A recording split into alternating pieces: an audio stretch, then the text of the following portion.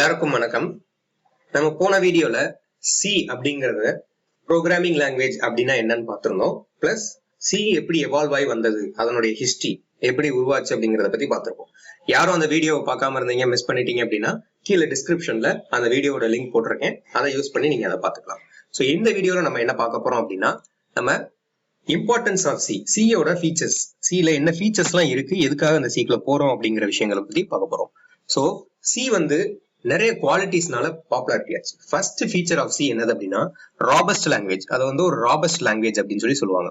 ராபஸ்ட் லாங்குவேஜ்னா ஒண்ணுமே இல்லை, என்னன்னா நிறைய பில்ட் இன் ஃபங்க்ஷன்ஸ் உள்ள இருக்கும், பிளஸ் ஆப்ரேட்டர்ஸ் எல்லாமே நமக்கு டிஃபால்ட்டாவே உள்ள வச்சிருப்பாங்க. அந்த சில டிஃபால்ட்டாவே இருக்கும், நம்ம அதை எடுத்து யூஸ் பண்ணிக்கலாம். ஸோ பில்ட் இன் ஃபங்க்ஷன்ஸ்னா என்னன்னா டிஃபால்ட்டாவே ஆல்ரெடி அந்த ஃபங்க்ஷனை கிரியேட் பண்ணி அதுக்குள்ள வச்சிருப்பாங்க, நம்ம ஜஸ்ட் அந்த ஃபங்க்ஷனை யூஸ் பண்ணா போதும். ஸோ இந்த மாதிரி நிறைய built in functions and operators வந்து நமக்கு சில ப்ரொவைட் பண்ணுவாங்க. ஸோ அதனால இந்த சி லாங்குவேஜை ராபஸ்ட் லாங்குவேஜ் அப்படின்னு சொல்லி சொல்லுவாங்க. நெக்ஸ்ட் வந்து இந்த சி லாங்குவேஜ் வந்து யூஸ் பண்றதுக்கு ரொம்ப எஃபிஷியன்டாவும் இருக்கும், அதே நேரத்துல எக்ஸிகியூஷன் எல்லாம் ஃபாஸ்டாவும் இருக்கும். இது என்ன காரணத்தினால எஃபிஷியன்டாவும் ஃபாஸ்டாவும் இருக்கு அப்படின்னா, ஏன்னா சில உங்களுக்கு நிறைய டேட்டா டைப்ஸும் இருக்கும், பவர்ஃபுல் ஆப்ரேட்டர்ஸும் இருக்கும். டேட்டா டைப்ஸ் அப்படின்னா என்னன்னா ஒவ்வொரு டேட்டாக்கு ஏத்த மாதிரி அதனை கேட்டகரைஸ் பண்ணி டைப்ஸ் வச்சிருப்பாங்க. இப்ப எக்ஸாம்பிளுக்கு நம்பர்ஸ் கொடுக்குறோம் அப்படின்னா அது சில இன்டீஜர் அப்படின்ற ஒரு டேட்டா டைப்குள்ள கொண்டு போயிருவாங்க. அதுவே டெசிமல் நம்பர் பாயிண்ட் வச்சு கொடுக்குறோம் அப்படின்னா அதை ஃப்ளோட் அப்படின்ற ஒரு டேட்டா டைப் கீழே கொண்டு போயிருவாங்க. ஸோ இந்த மாதிரி ஒரு டேட்டாவை கேட்டகரைஸ் பண்ணி வச்சிருக்கிறதுனால நமக்கு அதை யூஸ் பண்றதுக்கு எஃபிஷியன்டாகவும் இருக்கும், பிளஸ் அதனுடைய எக்ஸிகியூஷனும் நமக்கு ஃபாஸ்டா இருக்கும். நெக்ஸ்ட் வந்து இப்ப ஒரு எக்ஸாம்பிள் பார்ப்போம். இப்ப நார்மலா நம்மள வந்து ஒரு வேல்யூ ஒரு 0ல இருந்து 15,000 வரைக்கும் ஒரு வேல்யூவா நம்மளை கூட்டிக்கிட்டே போக சொன்னா நமக்கு எவ்வளவு டைம் எடுத்துக்கும்? அஸ் அ ஹியூமன் நமக்கு ரொம்ப டைம் எடுக்கும். ஆனா இதுவே ஒரு சி ப்ரோக்ராம்ல நம்ம பண்ணும்போது 0ல இருந்து 15,000க்கு நம்ம ஒரு வேல்யூவை இன்கிரிமெண்ட் பண்ணிக்கிட்டே வருது. அதாவது இன்கிரிமெண்ட்னா ஒண்ணும் இல்ல, ஒன்னொன்னா கூட்டிக்கிட்டே வருது. 0 + 1, 0 + 1 1, 1 + 1 2, 2 + 1 3, இந்த மாதிரி இன்க்ரீஸ் பண்ணிக்கிட்டே வர்றத 1 செகண்ட்ல வந்து சி ப்ரோக்ராம் வந்து உங்களுக்கு முடிச்சிடும். இதனாலதான் அதை எஃபிஷியன்ட் அண்ட் ஃபாஸ்ட் அப்படின்ற மாதிரி சொல்றாங்க. நெக்ஸ்ட் வந்து இது வந்து ஹைலி போர்ட்டபிள்னால என்னன்னா, போர்ட்டபிள்னாலே நீங்க ஈஸியா ஞாபகம் வச்சுக்கோங்க, நம்ம பென்ட்ரைவ் டிவைஸை ஞாபகம் வச்சுக்கோங்க. ஸோ அப்போ போர்ட்டபிள் அப்படின்னாலே என்ன அர்த்தம்? ஒரு சிஸ்டம்ல இருக்கக்கூடியதை இன்னொரு சிஸ்டத்துக்கு டிரான்ஸ்ஃபர் பண்றது ஈஸியா. அப்ப நம்ம சி ப்ரோக்ராம் எப்படின்னா, இப்ப நான் ஒரு சிஸ்டம்ல நான் கோட் அடிச்சு டெவலப் பண்ணி வச்சிருக்கேன், அதே ப்ரோக்ராம் அப்படியே காப்பி பண்ணி கொண்டு போய் இன்னொரு சிஸ்டத்துல போட்டா ரன் ஆகும் கேட்டா ரன் ஆகும், அதனால ரன் பண்ண முடியும். அதான் என்னன்னு சொல்லுவாங்கன்னா ஹைலி போர்ட்டபிள் ஃபீச்சர் அப்படின்னு சொல்லுவாங்க. நெக்ஸ்ட் வந்து it is suited for structured programming. அதாவது சி ப்ரோக்ராம் வந்து ஸ்ட்ரக்சர்டு ப்ரோக்ராமிங்க்கு சூட்டபிளான ஒரு ஃபீச்சர் வந்து கொடுக்கும். அதே இந்த ஸ்ட்ரக்சர்டு ப்ரோக்ராமிங் இருக்கிறதுனால நம்ம ப்ரோக்ராமை ஈஸியா டீபக்கிங் பண்ண முடியும், டெஸ்டிங் பண்ண முடியும், மெயின்டெனன்ஸ் பண்ண முடியும். இந்த 3 விஷயத்தையும் ஈஸியா நம்மளால பண்ண முடியும். இதுல டீபக்கிங்னா என்ன, டெஸ்டிங்னா என்ன, மெயின்டெனன்ஸ்னா என்னங்கிறத இப்ப நான் சொல்றேன். டெஸ்டிங் அப்படின்னா ஃபர்ஸ்ட் பார்த்தோம். டெஸ்டிங் என்ன அப்படின்னா, நம்ம டெவலப் பண்ணி முடிச்சிருக்கிற கோட்ல ஏதாவது எரர்ஸ் இருக்கா அப்படிங்கறத ஐடென்டிஃபை பண்றது. நல்லா பாத்துக்கோங்க, டெஸ்டிங்னா நம்ம டெவலப் பண்ண கோட்ல எங்கேயாவது ஏதாவது எரர்ஸ் இருக்கா அப்படிங்கறத ஐடென்டிஃபை பண்றதுதான் டெஸ்டிங். டீபக்கிங் அப்படிங்கிறது அந்த ஐடென்டிஃபை பண்ண எரரை கிளியர் பண்றது, நம்ம அதை கரெக்ட் பண்றது, அதுதான் என்னதுன்னா டீபக்கிங் அப்படின்னு சொல்லி சொல்லுவாங்க.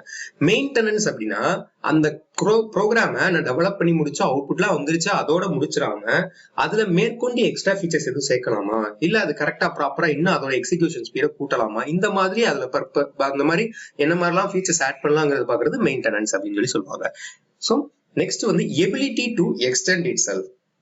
ஸோ ஒரு சி ப்ரோக்ராம் வந்து ஈஸியா நம்ம ஒரு சி ப்ரோக்ராமை எக்ஸ்டெண்ட் பண்ணிக்கிட்டே போகலாம். ஒரு ப்ரோக்ராம் சின்ன ப்ரோக்ராம் டைப் பண்ணிக்கிங்க, அது திரும்ப நம்ம ஃபீச்சர்ஸ் ஆட் பண்ணி ஒரு ப்ரோக்ராமை லென்த்தியா நம்மளால எக்ஸ்டெண்ட் பண்ண முடியும். அந்த எபிலிட்டியை வந்து நம்ம சி ப்ரோக்ராம் உங்களுக்கு ப்ரொவைட் பண்ணும். அந்த எக்ஸ்டெண்ட் எப்படி நடக்கும் அப்படின்னா, நம்மளோட ஓன் ஃபங்க்ஷன்ஸ், இப்ப பில்ட் இன் ஃபங்க்ஷன்ஸ் நம்ம பார்த்தோம். ராபஸ்ட் லாங்குவேஜ் அப்படிங்கிறதுனால பில்ட் இன் ஃபங்க்ஷன் இருக்கனால அது ராபஸ்ட் லாங்குவேஜ் அப்படிங்கிற மாதிரி சொல்லுவோம். ஆனா எக்ஸ்டெண்ட் பண்ணும்போது நம்மளோட ஓன் ஃபங்க்ஷனாவே யூஸ் பண்ணிக்கலாம். அதை யூசர் டிஃபைன் ஃபங்க்ஷன்ஸ் அப்படின்னு சொல்லி சொல்லுவாங்க. நம்மளுடைய ஓன் ஃபங்க்ஷன்ஸை நம்ம யூஸ் பண்ணிக்கலாம் அப்படிங்கிற மாதிரி. நெக்ஸ்ட் வந்து இதுதான் வந்து டோட்டலா இம்பார்ட்டன்ஸ் ஆஃப் சி. இப்ப நெக்ஸ்ட் ஒரு டாபிக் என்ன பார்க்கணும் அப்படின்னா, basic structure of C program. இப்போ ப்ரோக்ராம்னா எழுதுறதுக்கு முன்னாடி ஒரு சி ப்ரோக்ராமோட பேசிக் ஸ்ட்ரக்சர் என்ன, அது தெரிஞ்சாதான் நம்மளால எழுத முடியும். ஸோ பேசிக் ஸ்ட்ரக்சர்ல ஃபர்ஸ்ட் வந்து டாக்குமெண்டேஷன் செக்ஷன், அதுக்கு அடுத்து லிங்க் செக்ஷன் இருக்கணும். இதை பத்திலாம் நான் பின்னாடி வந்து உங்களுக்கு பிரீஃபா சொல்லுவேன். லிங்க் செக்ஷன் இருக்கணும், அதுக்கு அடுத்து டெஃபினிஷன் செக்ஷன், அதுக்கு அடுத்து குளோபல் டிக்ளரேஷன் செக்ஷன் இருக்கணும், நெக்ஸ்ட் வந்து main function section, sub program section, இதோட செக்ஷன் முடியும். இப்போ இந்த மெயின் ஃபங்க்ஷன் செக்ஷனுக்குள்ள ரெண்டு விஷயம் இருக்கும். ஒன்னு வந்து டிக்ளரேஷன் பார்ட் அப்படின்னு சொல்லி சொல்லுவாங்க, இன்னொன்னு வந்து எக்ஸிக்யூட்டபிள் பார்ட் அப்படின்னு சொல்லி சொல்லுவாங்க. இப்போ சப் ப்ரோக்ராம் ஃபங்க்ஷன் அப்படின்னா ஒண்ணுமே இல்ல. சப் ப்ரோக்ராம் செக்ஷன் தான் ரொம்ப புதுசா நினைக்காதீங்க. நம்ம இதுக்கு முன்னாடி யூசர் டிஃபைன் ஃபங்க்ஷன் அப்படின்னு சொல்லி சொன்னீங்க பாத்தீங்களா, ஓன் ஃபங்க்ஷன்ஸ், அந்த ஓன் ஃபங்க்ஷன்ஸ். ஸோ அந்த ஓன் ஃபங்க்ஷன் கட்டாயமான முறையில் மெயின் ஃபங்க்ஷனுக்கு அடுத்து தான் வரணும். So n number of own functions நம்மளால கொடுத்துக்க முடியும். அந்த ஓன் ஃபங்க்ஷன்ஸ் தான் என்னன்னு சொல்லுவாங்கன்னா யூசர் டிஃபைன் ஃபங்க்ஷன்ஸ் அப்படின்னு சொல்லி சொல்லுவாங்க. சோ நெக்ஸ்ட் வந்து இப்ப ஒவ்வொன்றையா டீடைலா பார்ப்போம். ஃபர்ஸ்ட் இருக்கக்கூடிய டாக்குமெண்டேஷன் செக்ஷன், அதுல என்ன இருக்கும் அப்படின்னா consist of comment lines for mention the following. Comment line வந்து சில எப்படி கொடுப்பாங்க அப்படிங்கறத சொல்லிடுறேன். 1 minute.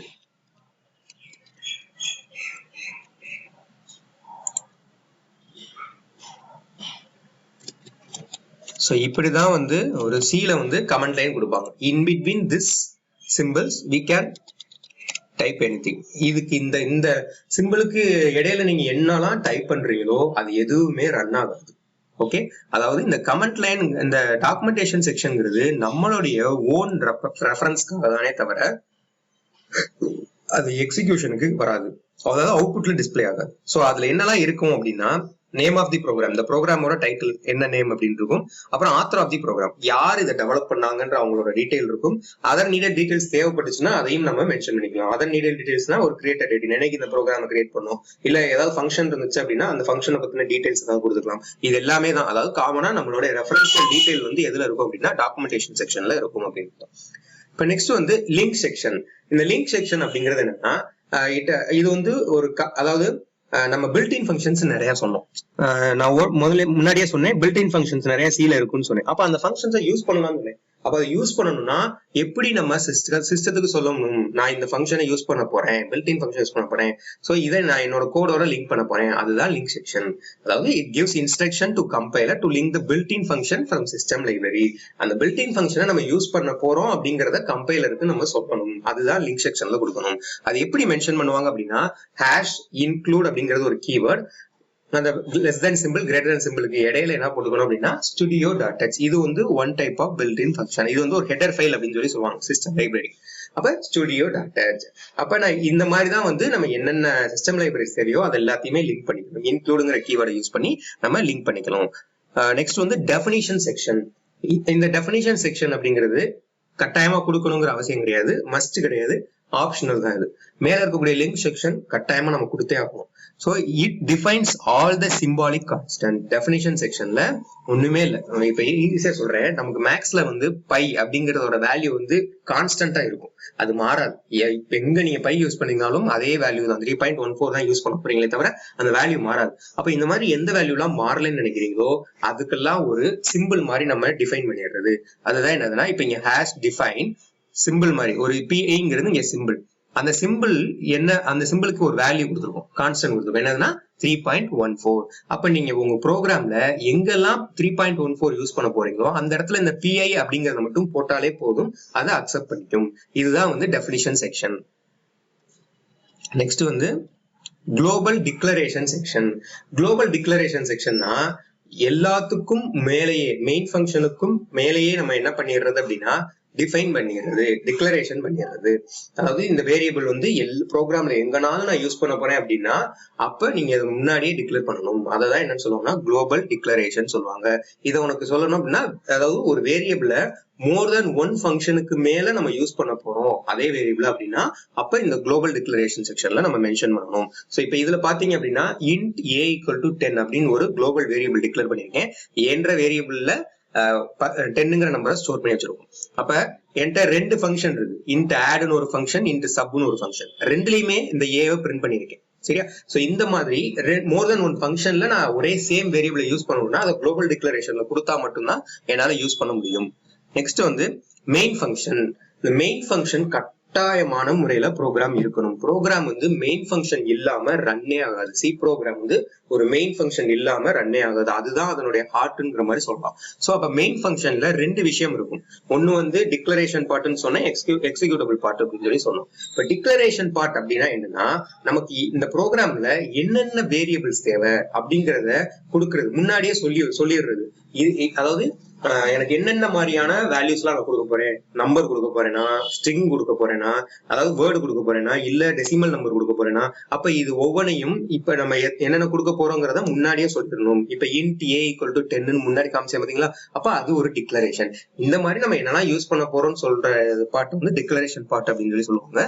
எக்ஸிக்யூட்டபிள் பார்ட் அப்படிங்கிறது என்னன்னா நம்ம லாஜிக்கை எழுதுற இடம். இப்போ ஒரு அடிஷன் அப்படின்னா அடிஷனோட லாஜிக் என்ன, c = a + b. ரெண்டு நம்பரை கூட்ட போறதுதான், கூட்டி அது ஒரு வேரியபிள்ல ஸ்டோர் பண்ண போறோம். அந்த a + bங்கிறது தான் லாஜிக். அப்ப அந்த மாதிரியான லாஜிக்கை எங்க எழுதணும் அப்படின்னா எக்ஸிக்யூட்டபிள் பார்ட்ல எழுதணும். அததான் எக்ஸிக்யூட்டபிள் பார்ட் அப்படின்னு சொல்லி சொல்லுவாங்க. நெக்ஸ்ட் வந்து அப்ப அந்த எக்ஸிக்யூஷன் எங்க இருந்து ஸ்டார்ட் ஆகும் அப்படின்னா, ப்ரோக்ராம் எக்ஸிக்யூஷன் வந்து ஓப்பன் பிரேசஸ்ல இருந்து க்ளோசிங் பிரேஸுக்கு வரைக்கும் அதோடைய எக்ஸிக்யூஷன் இருக்கும்.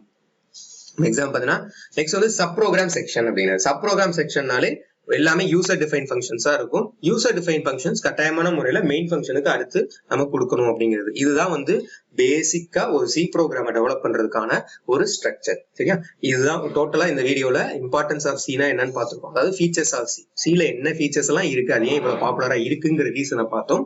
நெக்ஸ்ட் வந்து ஒரு சி ப்ரோக்ராமோட பேசிக் ஸ்ட்ரக்சர் என்ன அப்படிங்கறத பார்த்தோம். இதுதான் வந்து கம்ப்ளீட்டா இந்த வீடியோல நம்ம சொல்லியிருக்கோம்.